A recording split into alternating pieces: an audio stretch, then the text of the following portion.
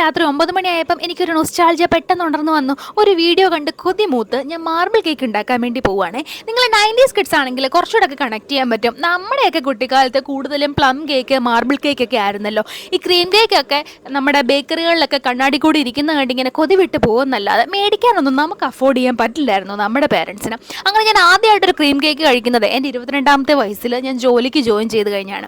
പിന്നെ അങ്ങോട്ട് കേക്കിൻ്റെ പെരുന്നാളായിരുന്നു. പിന്നെ പതുക്കെ ബേക്കിങ് തുടങ്ങി. അങ്ങനെ എല്ലാ ഫ്ലേവറും കഴിച്ചു തുടങ്ങി. എന്നാലും നമ്മുടെ കുട്ടിക്കാലം മനോഹരമാക്കിയ ഈ ഒരു മാർബിൾ കേക്കും പ്ലം കേക്കും ഒന്നും മറക്കാൻ പാടില്ലല്ലോ. അത്യാവശ്യം നല്ല രീതിയിൽ ഒരു മാർബിൾ കേക്ക് ഉണ്ടാക്കി എടുക്കാനൊക്കെ ഇപ്പം ഞാൻ പഠിച്ചിട്ടുണ്ടേ. അതിന് വേണ്ടിയിട്ട് 1.5 കപ്പ് മൈദ, 1.5 ടീസ്പൂൺ ബേക്കിംഗ് പൗഡർ, ഒരു 1/4 ടീസ്പൂൺ ബേക്കിംഗ് സോഡ, ഒരു 2 പിഞ്ച് ഉപ്പ് ഇത്രയിട്ട് നല്ല രീതിയിൽ അരിച്ചു മാറ്റി വെക്കുക. എന്നിട്ടൊരു 3 മുട്ട, ഒരു ടീസ്പൂൺ വാനില എസൻസ് അതൊന്ന് അടിച്ചെടുത്തിട്ട് അതിലേക്ക് 1.5 കപ്പ് പഞ്ചസാര ഞാൻ പൊടിച്ചു വെച്ചിട്ടുണ്ട്. പൊടിച്ച പഞ്ചസാരയിൽ നിന്ന് 1.5 കപ്പ് എടുത്ത് ബാച്ചായിട്ട് ഇതുപോലെ ബീറ്റ് ചെയ്തിട്ട് ചേർത്ത് കൊടുക്കുക.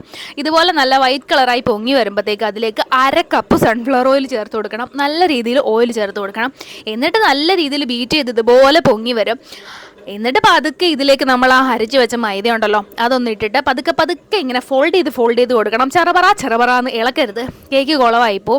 നമ്മുടെ നോർമൽ കേക്കിനെ കഴിഞ്ഞ് കുറച്ചും കൂടി ഒരു കട്ടിയുണ്ടല്ലോ, അത്രയ്ക്ക് അങ്ങോട്ട് സോഫ്റ്റ് അല്ലല്ലോ. എന്നിട്ട് പാലും കൂടെ ചേർത്ത് അത്യാവശ്യം ഇതുപോലൊരു കൺസിസ്റ്റൻസി ആക്കി എടുക്കുക. എന്നിട്ട് കുറച്ച് വേറൊരു പാത്രത്തിലോട്ട് മാറ്റുക.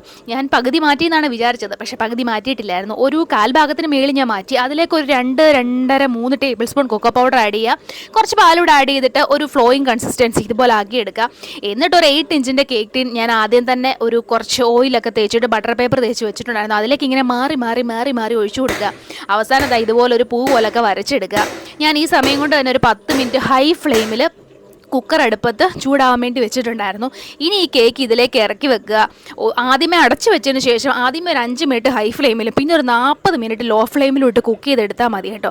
പിന്നെ നല്ല ഐശ്വര്യം ആയതുകൊണ്ടാണ് ഞാൻ ചെയ്തുകൊണ്ടിരുന്നതിനിടയിൽ കറണ്ട് പോയി. നമ്മൾ ഇട്ട് കൊടുക്കത്തില്ലല്ലോ, നമ്മൾ ആ കറണ്ട് ഇല്ലാതെ എമർജൻസി ഒക്കെ വെച്ചിട്ടാണ് കേട്ടോ ഇത് ഷൂട്ട് ചെയ്യുന്നത്. അവസാനം നമ്മുടെ അടിപൊളി മാർബിൾ കേക്ക് റെഡി ആയിട്ടുണ്ട് കേട്ടോ. കടയിൽ നിന്ന് മേടിക്കുന്ന അതേ ടേസ്റ്റാണെന്നൊന്നും ഞാൻ പറയുന്നില്ലെങ്കിലും വീട്ടിലുണ്ടാക്കാൻ പറ്റുന്ന നല്ല അടിപൊളി ഒരു മാർബിൾ കേക്കാണ്. നിങ്ങൾ എല്ലാവരും എന്തായാലും ഒന്ന് ഉണ്ടാക്കി നോക്കണേ.